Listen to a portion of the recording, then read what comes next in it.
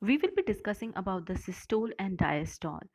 Systole is a condition in which continuous contraction of the auricles or the contraction of the ventricles occur. So it is a time period or it is a phase of tension or contraction. So this condition is known as systole, whereas diastole is a condition when the heart is in a relaxed condition. Both the auricles as well as the ventricles, they are in full-fledged, completely relaxed situation, and that is known as the diastole. So I hope you have understood the meaning of both the terms. Systole is a contracted condition or a continuous contraction pressurized phase which the heart is undergoing for pumping the blood out of the heart in order to reach till head and toe.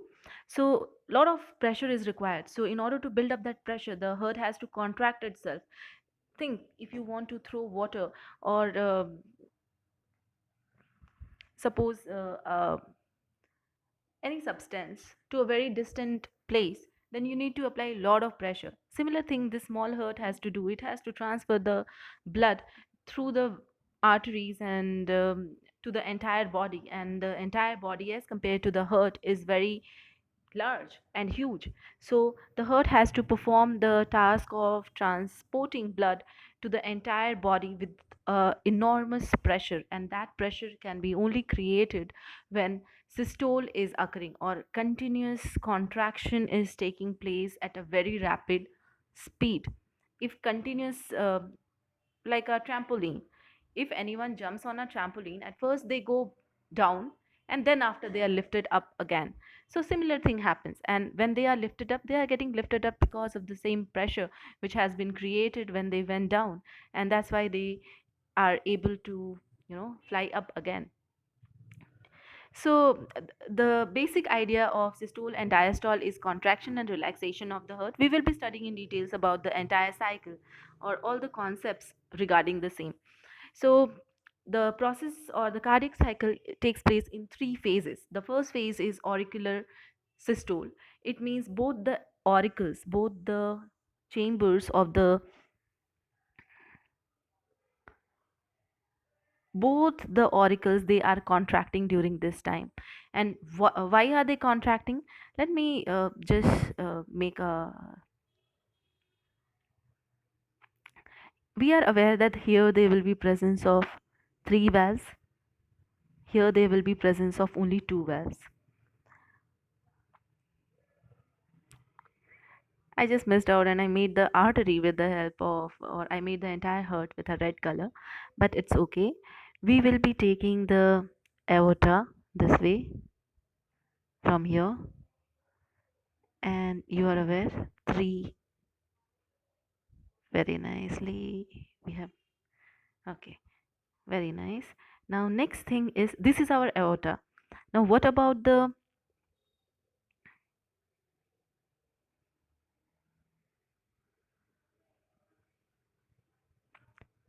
pulmonary artery? It is going from here, and here is the presence of our lungs roughly. The structure is not at all proper, but I think you can think of it.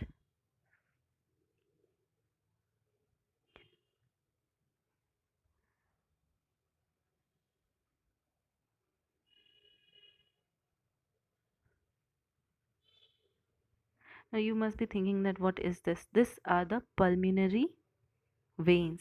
Through the pulmonary veins, after oxygenation of the deoxygenated blood which has been taken from the right ventricle, comes back to the left auricle via this pulmonary vein. In that way it is quite important.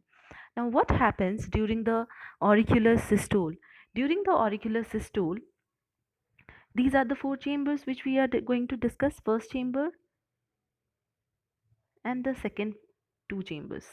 Now blood which is getting collected through the, I think we should make this vena cava as well.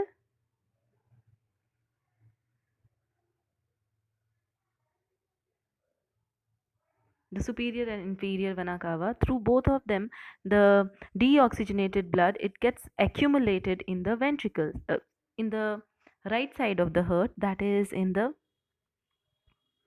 right auricle. This blood which is there in the right auricle is deoxygenated blood. It is the deoxygenated blood. So once the blood is, you know, may collected in the right auricle, then after the vena cava, they tend to close, or they do not allow, or they even allow little amount of continuous incoming of blood. But both this three of these tricuspid valve as well as the bicuspid valve, both of them, they open up, and at the same time both the auricles, they are going to contract. Please remember, both the auricles, they contract at the same time. So the deoxygenated blood from the right auricle is contracted, and normally, when in a normal condition also, blood is continuously dripping from the right auricle to the right ventricle. But in a contraction way, think that complete pouring of the blood from the right auricle and the left auricle takes place to the right ventricle and the left ventricle in a systematic way after the contraction has started. At that time, continuous pouring and or maximum pouring of the blood which has been accumulated in the left auricle as well as the right auricle is deposited back to the right ventricle and the left ventricle respectively. Once the blood has come back or has been dripped to the right ventricle and the left ventricle, now the first sound of the heart is felt, and the first sound of the heart is known as the lub sound. Please remember, lub sound is a sound which is faint. It is not very strong sound. It is a faint, long sound which is very low pitched, and this sound, it lasts for a duration of 0.15 seconds. This is the time gap in which is taking place for closing all the bicuspid as well as the tricuspid valves, so that the pressure in the ventricles can be generated. Okay, so when the mitral valve as well as the tricuspid valve, when they close, the first sound of the heart is created, that is the love sound. Now second sound will be created later on, but before we move on to that, we should be thinking about the ventricular systole. By now the auricular systole is over. What is auricular systole? It is a condition in which both the right auricle, which contains the deoxygenated blood, it transfers it to the right ventricle.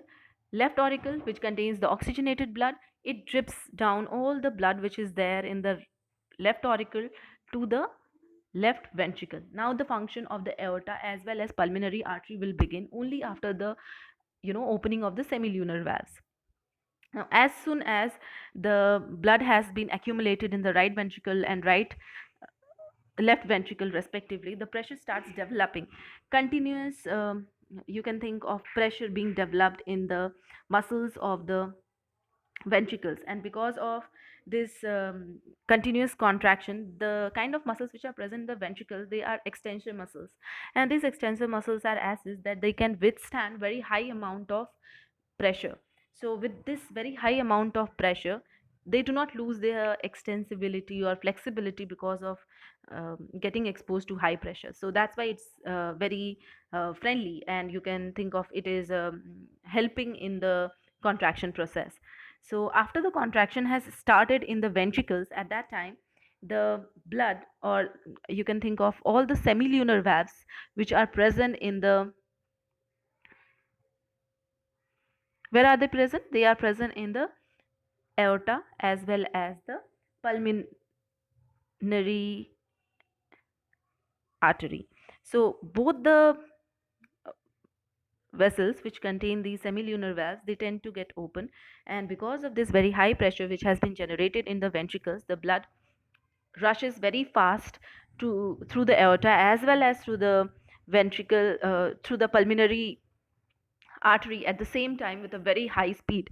And once the blood has moved out, it follows its path. Like pulmonary artery will transfer the blood to the, will transfer the deoxygenated blood to the lungs for oxygenation, left and right lungs simultaneously for oxygenation, whereas the aorta will transfer the blood to all the parts of our body.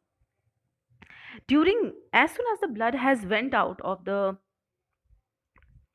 heart, at that time the semilunar valves they tend to close, and this closing of the semilunar valves it creates the second sound of the heart, that is the dub sound.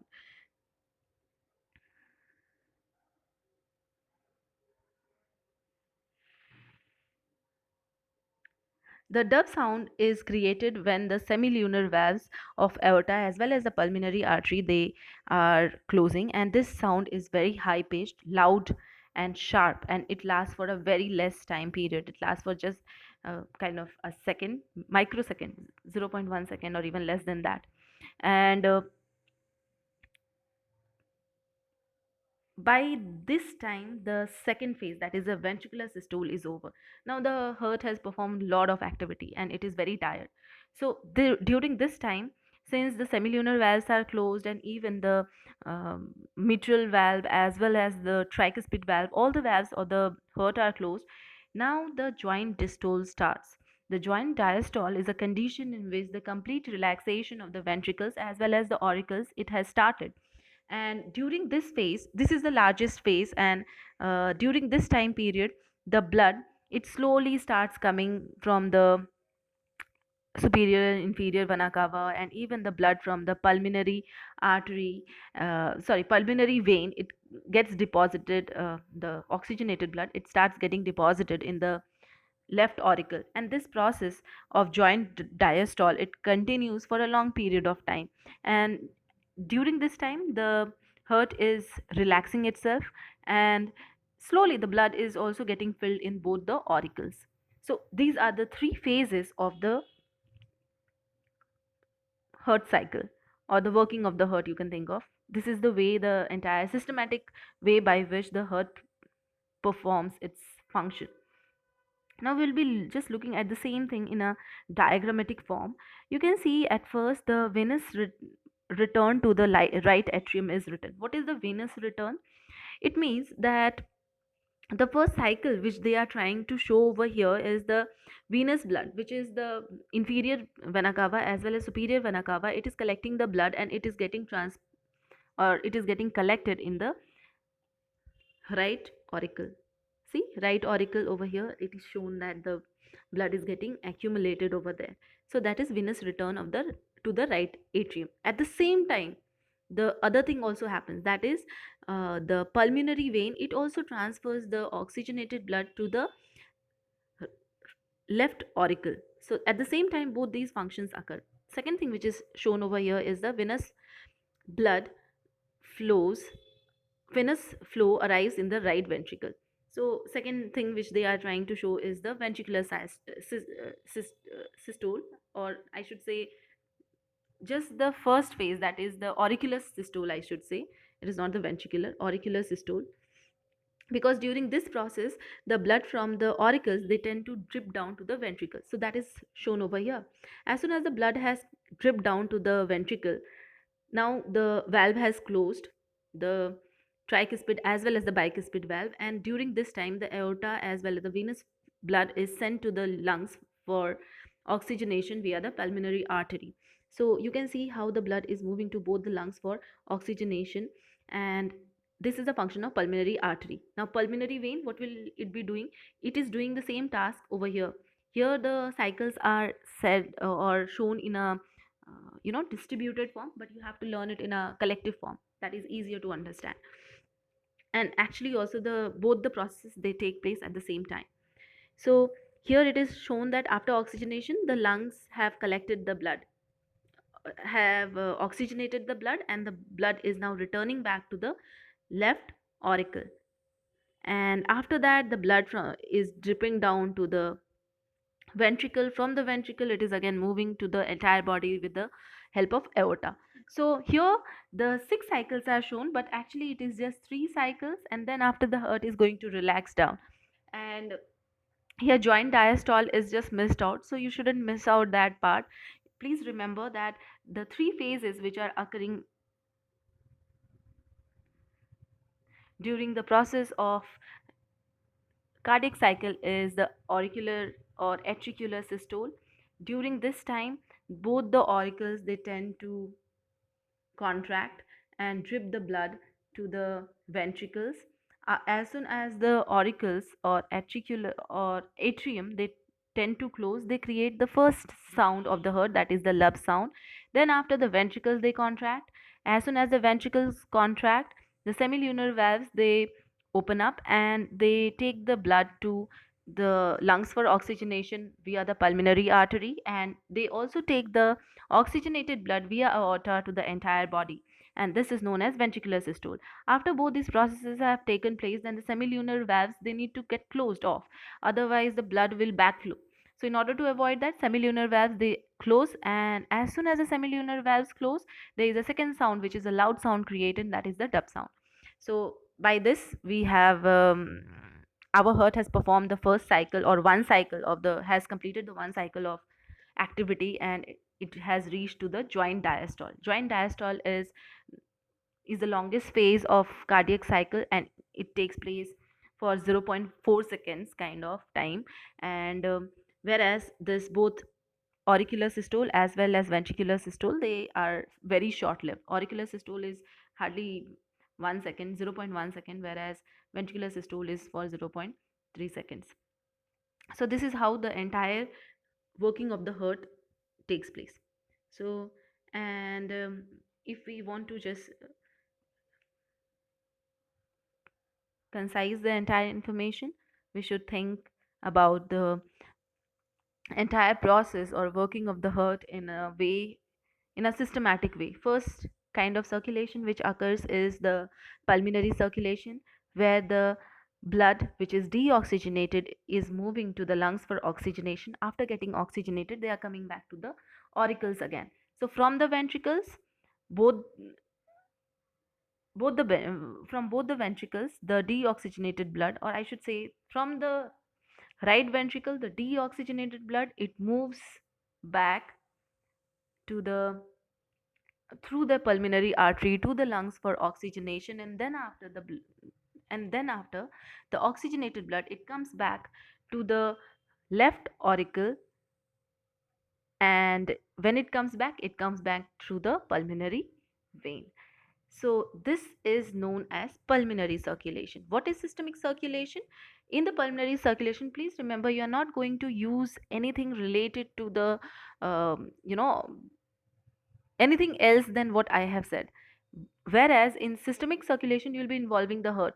In the pulmonary circulation, we are not involving the heart. We are just involving two places. One is the right ventricle, and second thing we are using is the left auricle, and third thing is the pulmonary artery as well as the pulmonary vein. So in pulmonary circulation you are going to use the right ventricle. From the right ventricle, pulmonary artery will carry the deoxygenated blood to the lungs. From the lungs, the oxygenation is going to take place, and after the oxygenation has occurred, then the pulmonary vein will carry the same blood back to the left auricle, and this blood which is present in left auricle is a oxygenated, or it contains the oxygenated blood. So this is about the pulmonary circulation. Please write it down in your copies and learn it. It is very important. Next thing is the systemic circulation. Now what is systemic circulation? In the systemic circulation, from the left ventricle,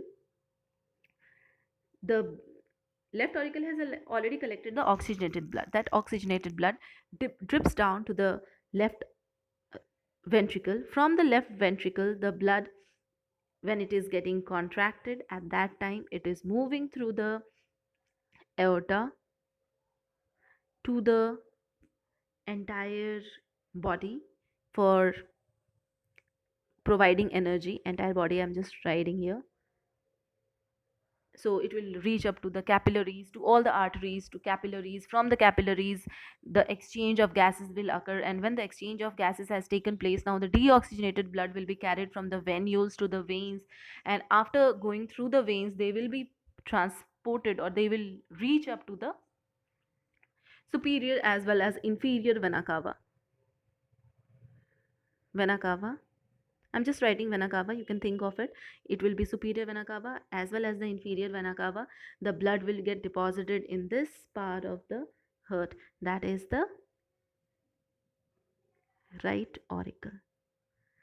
So this is the pathway for systemic circulation. Once again, from the left ventricle, the blood which is oxygenated, it is transmitted with the help of aorta to the entire body, and through the arteries and veins.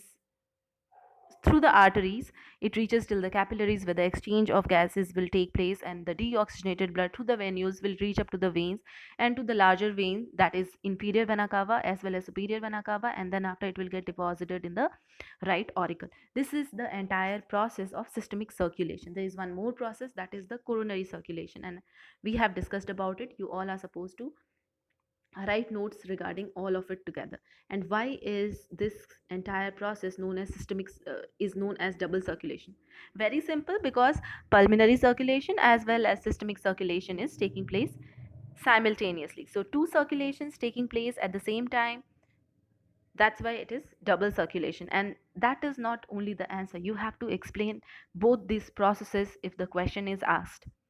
So I hope it is understood to everyone. And the only question which I feel like asking right now is, describe in details about the cardiac cycle.